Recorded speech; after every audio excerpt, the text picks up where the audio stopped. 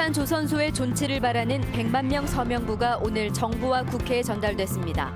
벼랑 끝에 내몰린 협력업체들은 마지막 희망을 걸고 있습니다. 올해도 얼마 남지 않았는데 전북교육청만 유일하게 누리 예산을 집행하지 않고 있습니다. 좀처럼 해법을 찾지 못해 학부모들만 애간장을 태우고 있습니다.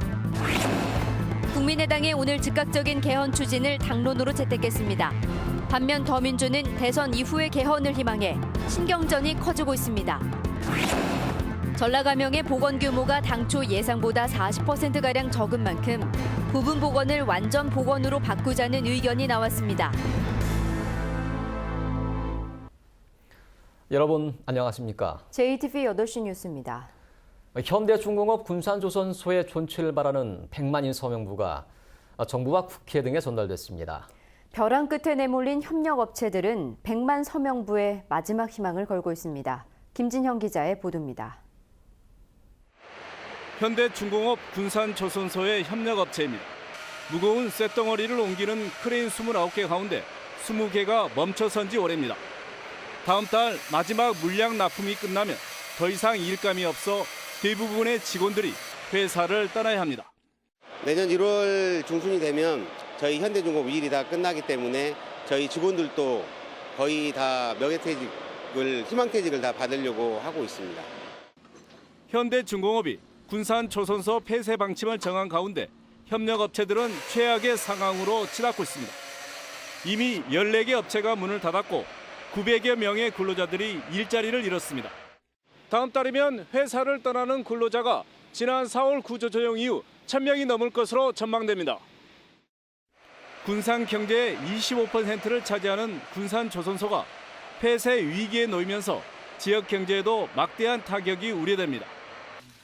위기에 빠진 지역 경제와 협력업체를 위해 군산조선소의 존치를 호소하는 도민들의 뜻을 담은 100만 서명부가 정부와 정치권에 전달됐습니다.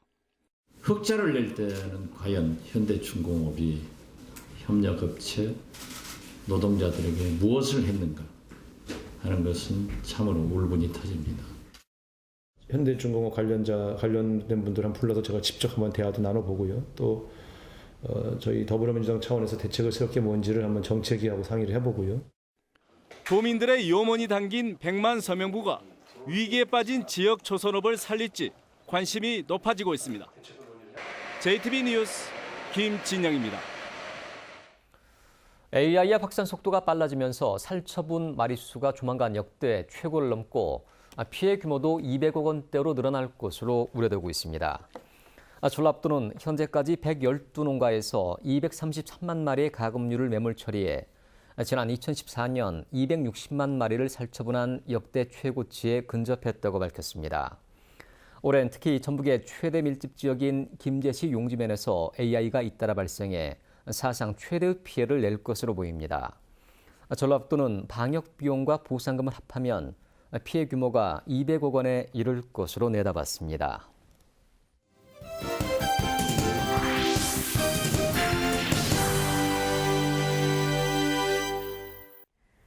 올해 전국에서 유일하게 전북 지역만 어린이집 누리 예산이 집행되지 못했습니다. 보육은 국가 책임이라는 교육감의 소신 때문인데요.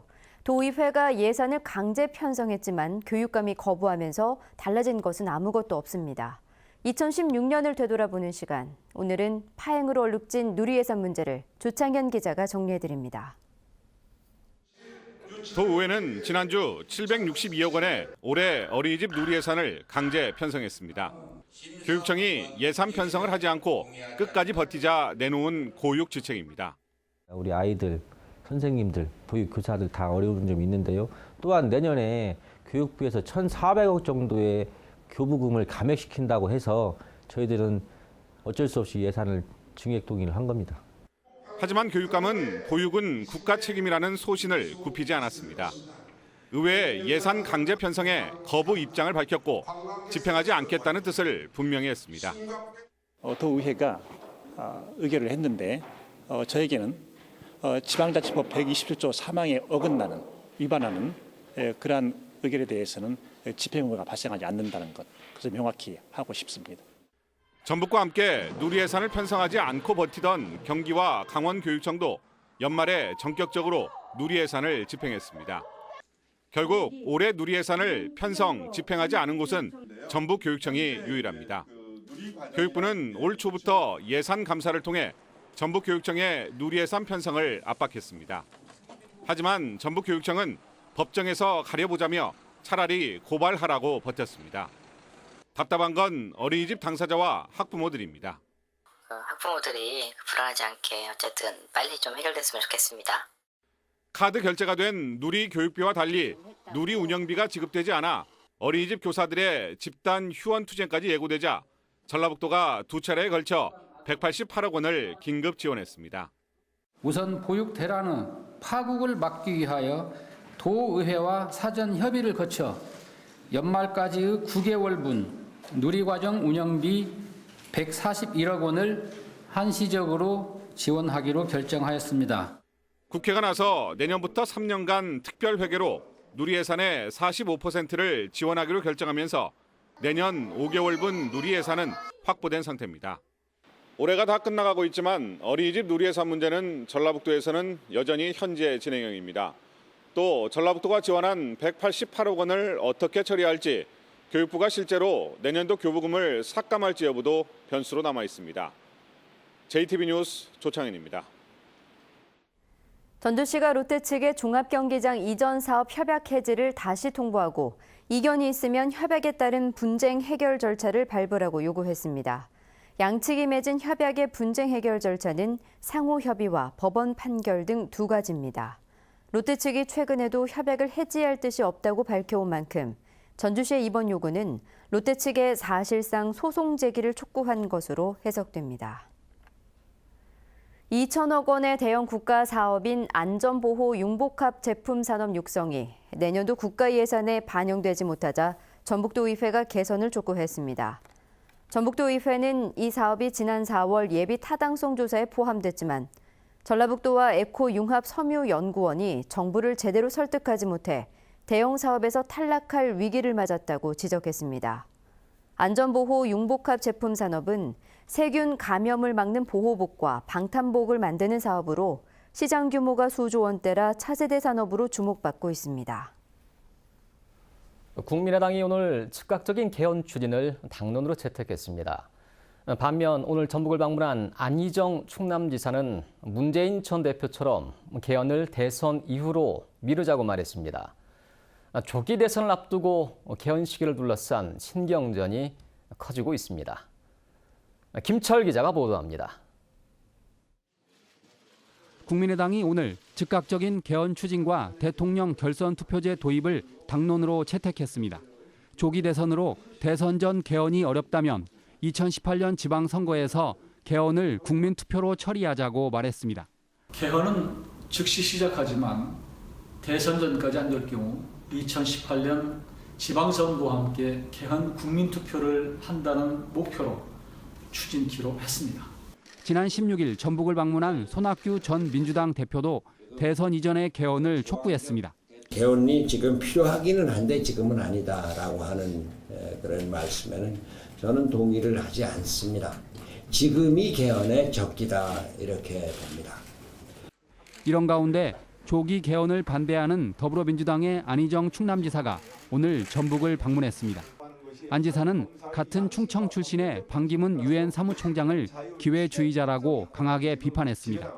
자신과 문재인 전 더민주 대표의 성향이 비슷하지만 공정하게 경쟁해 정의로운 세상을 만들겠다고 강조했습니다. 개헌엔 찬성하지만 대선 전 개헌을 반대한다고 말했습니다. 내년 대선을 앞두고 이 개헌을 놓고 정당을 만들고 이합집산의 세력을 만드는 것은 아무런 대의 명분이 없는 일입니다. 지난 14일 전북을 찾은 문재인 전 대표도 빠른 개헌을 반대하고 있습니다. 이 시기에 개헌을 하자는 것이 아니라 다음 정부 초기에 개헌을 이뤄내는 그런 식의 이런 어떤 그 타임 스케줄이 바람직하지 않을까. 국민의당이 즉각적인 개헌 추진을 당론으로 정하면서 손학규 전 대표와 새누리 비박계 신당의 연대 가능성도 점쳐지고 있습니다. 대선 전이냐 아니면 대선 후냐, 개헌 시기를 둘러싼 정치권의 신경전은 갈수록 커질 것으로 보입니다. JTB 뉴스 김철우입니다. 국민의당 정동영 의원이 당대표 출마를 저울질하는 가운데 경선 규칙이 전북에 불리하다는 지적이 나오고 있습니다. 국민의당은 다음 달 15일 전당대회를 열고 당대표를 뽑을 예정이며 13만 5천 명의 전체 당원을 대상으로 1인 2표제라는 경선 규칙을 적용할 예정입니다. 그러나 당원 수가 2만 명인 전북과 달리 광주 전남은 5만여 명으로 전북보다 2배가 많아 전남의 박지원 의원이 당대표 경선에서 정동영 의원보다 유리한 고지를 선점한 것으로 분석됩니다. 정읍, 김제, 진안 등 6개 시군이 농어촌 교육특구로 지정됐습니다. 전북교육청은 6개 지자체와 공동으로 사업비를 투자해 정읍과 김제, 완주, 진안, 고창, 부안 등 6개 지역을 농어촌 교육특구로 지정하고 주민 참여형 마을학교와 이웃학교 공동 운영 등 지역 특색에 맞는 교육과정을 운영하기로 했습니다. 농어촌 교육특구는 내년부터 3년간 운영되며 학교와 마을이 함께 성장하는 지역 교육 공동체 회복이 목표입니다. 전라감사 집무실 위치가 확인되면서 전라감영 부분보건 사업이 속도를 낼 수 있게 됐는데요. 전체 감영 부지 규모가 기존에 알려진 것보다 작다면서 부분 복원 대신 전체 복원을 검토하자는 의견이 제기됐습니다. 권대성 기자입니다. 전라 감영이 부분 복원될 옛 도청사입니다. 최근 발굴 조사에서 감사 집무실 등 복원을 앞둔 감영 건물들의 위치가 확인됐습니다. 그동안 알려진 감영의 전체 규모는 5만 3천 제곱미터. 전주시는 전체 복원 대신 30%가량인 옛 도청사 자리 1만 6천 제곱미터만 복원할 계획입니다. 전체 복원을 하기에는 규모가 커서 예산 확보가 힘들다는 이유 등으로 부분 복원을 결정한 겁니다. 그런데 감영의 전체 규모가 기존에 알려진 것보다 작다는 학계의 주장이 제기됐습니다. 남측과 동측 경계는 그대로인 반면 서측 경계는 축소되고 북측 경계는 조금 늘어 전체 규모가 3만 1천여 제곱미터로 40%가량 줄어든다는 겁니다.